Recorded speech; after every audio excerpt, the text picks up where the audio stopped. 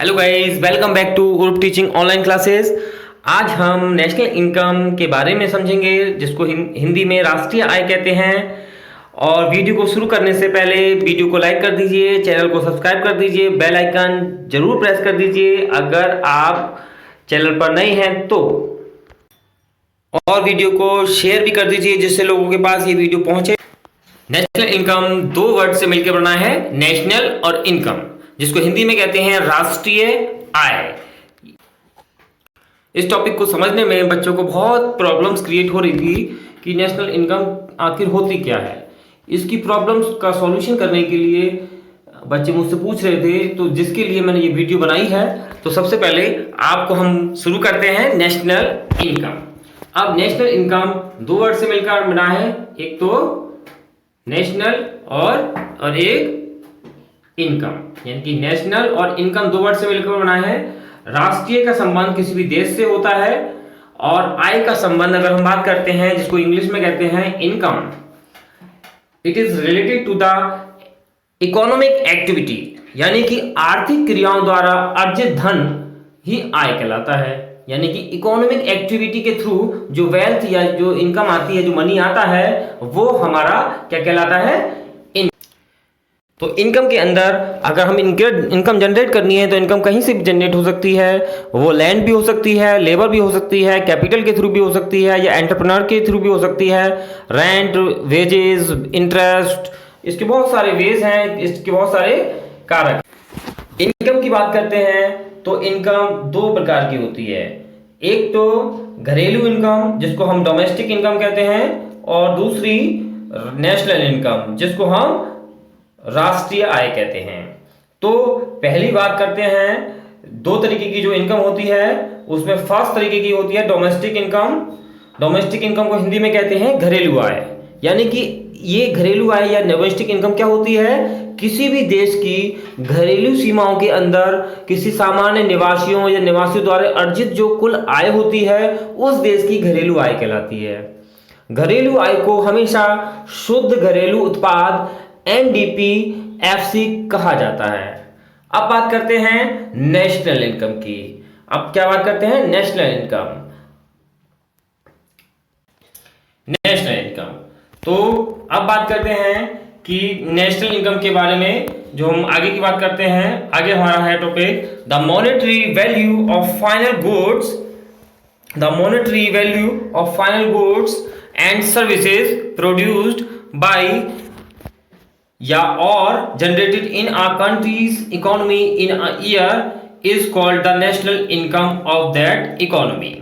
यानी कि गुड्स और सर्विसेज, गुड्स और सर्विसेज की बात हम जहां आती है वहीं नेशनल इनकम को हम इंक्लूड कर सकते हैं। तो नेशनल इनकम को किसी देश की अर्थव्यवस्था में एक वर्ष में उत्पादित या उत्पन्न होने वाली अंतिम वस्तुओं या सेवाओं का मौद्रिक मूल्य उस देश की राष्ट्रीय आय कहलाता है। यानी कि यहां समझने वाली बात है कि एक वर्ष के दौरान एक फाइनेंशियल ईयर होता है 1 अप्रैल से 31 मार्च के बीच में, 1 अप्रैल से 31 मार्च के बीच में एक फाइनेंशियल ईयर होता है। उसके अंदर जो अंतिम वस्तुओं या सेवाओं का मौद्रिक मूल्य होता है उसकी राष्ट्रीय आय कहलाती है। अब अंतिम मूल्य कैसे कह सकते हैं हम, भाई किसी भी एक वस्तु का मूल्य दो बार इंक्लूड हो सकता है, तो दो बार इंक्लूड ना हो इसलिए हम उसको अंतिम मूल्य तक ले जाते हैं। वो कैसे कहते हैं, देखिए समझते हैं उसके लिए कि अंतिम मूल्य क्या होता है। अब बात करते हैं अंतिम मूल्य कैसी बात है। It is also include production, providing of services by the citizens of the countries within the domestic territory and abroad. It does not include the cost of intermediate goods. यानी कि इसमें देश के नागरिकों द्वारा घरेलू सीमाओं के अंदर और विदेशों में उत्पादन या सेवाएं प्रदान करने को भी शामिल कर लेते हैं। इसके अंतर्गत मध्यवर्ती वस्तु के मूल्य को भी शामिल किया जाता है।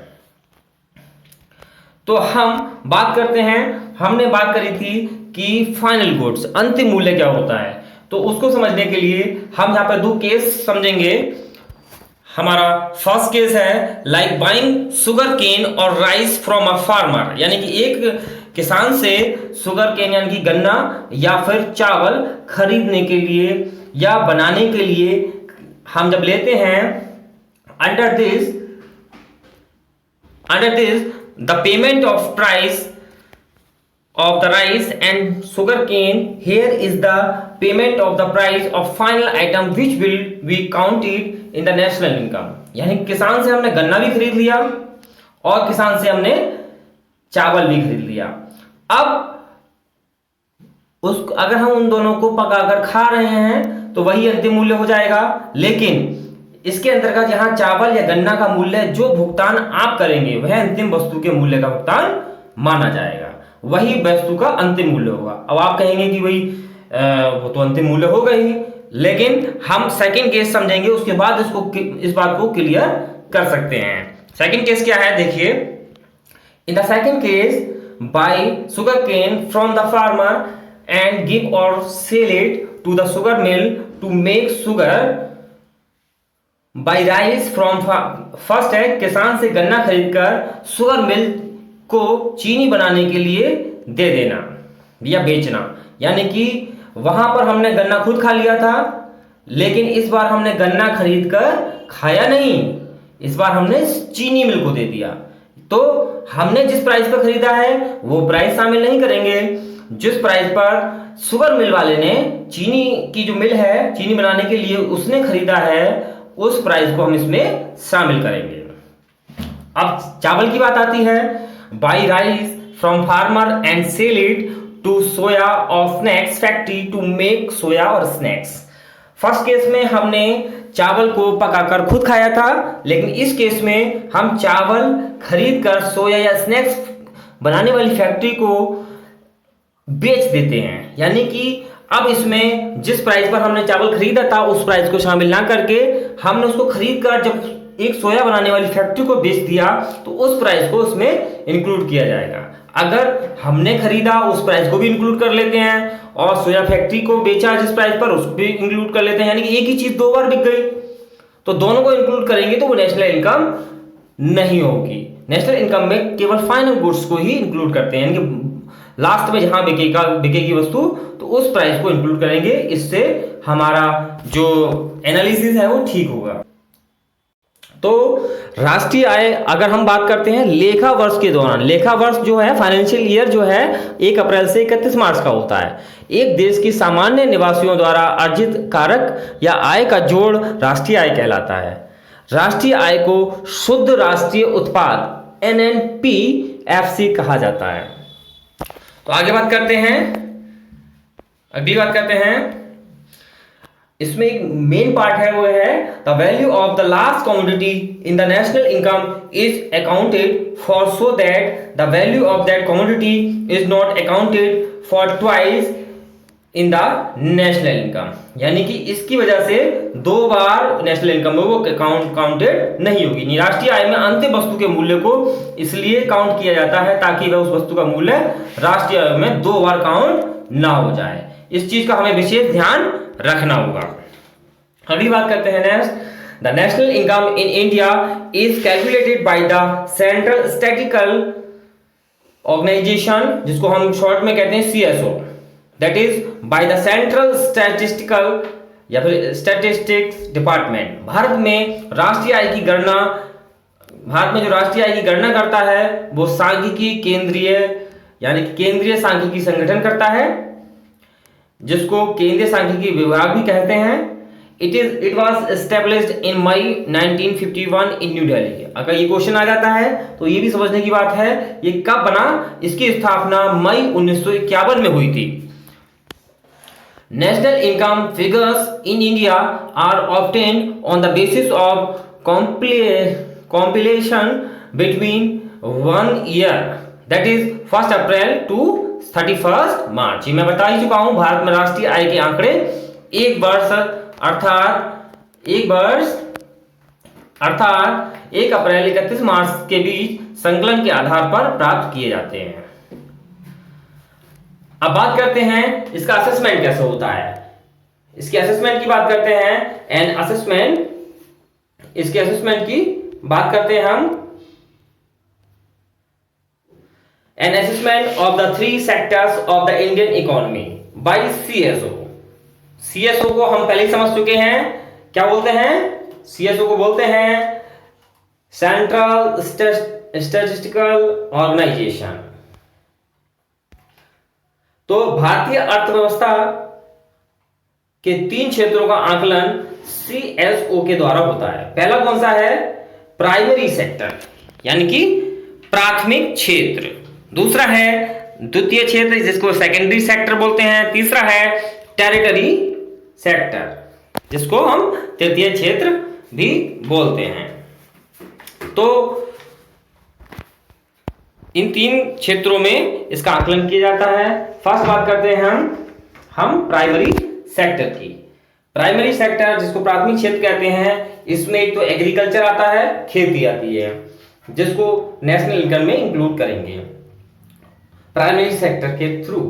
सेकंड है एनिमल हस्बेंड्री, पशुपालन, माइनिंग, खनन, रॉ मटेरियल, कच्चे माल से संबंधित। कच्चा माल वो होता है जिससे कोई प्रोडक्ट बनकर तैयार होता है।